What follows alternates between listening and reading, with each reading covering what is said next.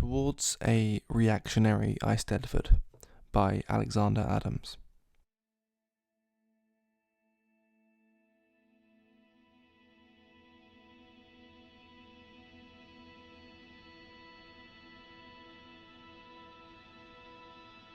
An Eisteddfod is an annual arts festival, primarily literary, comprising displays of recitation, poetry, singing and musical performance, art, craft and cultural accomplishment.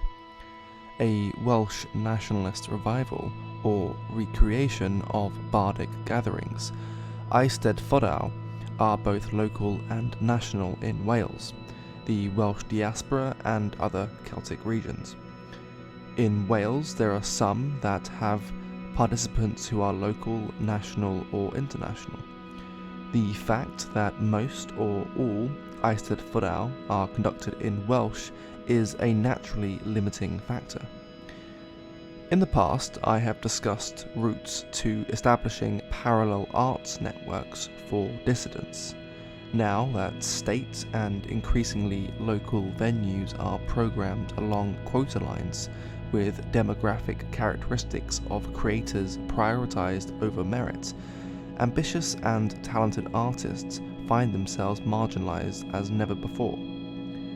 Traditionalists and even apolitical artists need to form their own networks. Any events need to issue diversity, inclusion and equity as conflicting with participant merits, which will, de facto, render the events ineligible for state funding. The Passage Prize is a promising step. It offers prizes and publication for prose, verse and art of a dissident character to be published in a book. It has some drawbacks, prizes in cryptocurrency being one, but it offers an outlet for creators, especially ones starting out and looking to reach new audiences. By its nature, it is an event that offers only a virtual community, which is surely better than no community at all, but it offers no local foundation or real-life contact. The success of the recent dissidents gathering in Coventry in August of 2021 showed the virtue of meeting in person. Eisteddfodau serve as national gatherings in Wales. They are a meeting place for the elite, creators, followers of the arts, and ordinary people wanting to enjoy art and share communal experiences. One route could be an Eisteddfod organised by traditionalists and dissidents, one for the whole of the UK. Of course, local ones would also be beneficial. A multi-arts festival held annually in a different location each time, or on a rotating roster of locations. Open only to British nationals or those born in Britain could be a way of encouraging creators locked out of a state-funded art system which is hostile to them. The content of the arts could be apolitical. In fact, I suggest there be no political criteria for selection.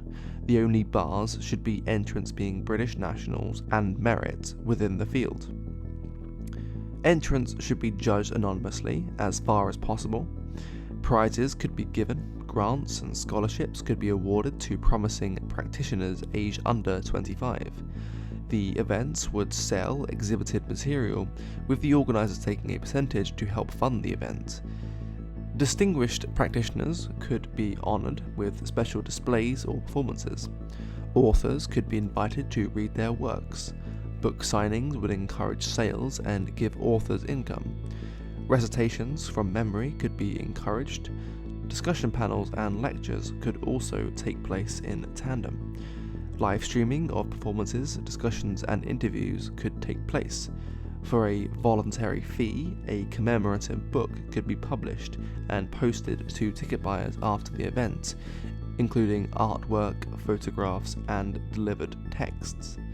Such a scheme is ambitious, but we know they can work.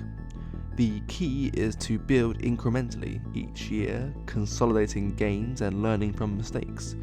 One thing we know is that such a project will face unremitting scorn, hostility and even disruption from the state, mass media and activist minions of the outer party. For doing what was normal in our lifetimes, setting up something little more than a county fair with an emphasis on the arts, the participants will be pilloried as racists, xenophobes and knuckle-dragging Little Englanders.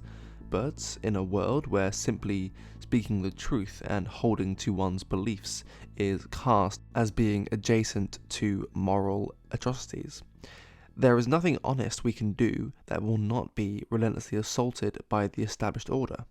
So, let's get stuck in and get inventive towards a reactionary Eisteddfod.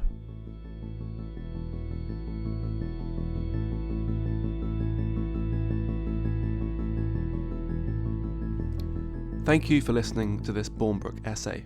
You can read our print issues and online articles at bournbrookmag.com, and you can support Bournbrook at bournbrookmag.com/subscribe.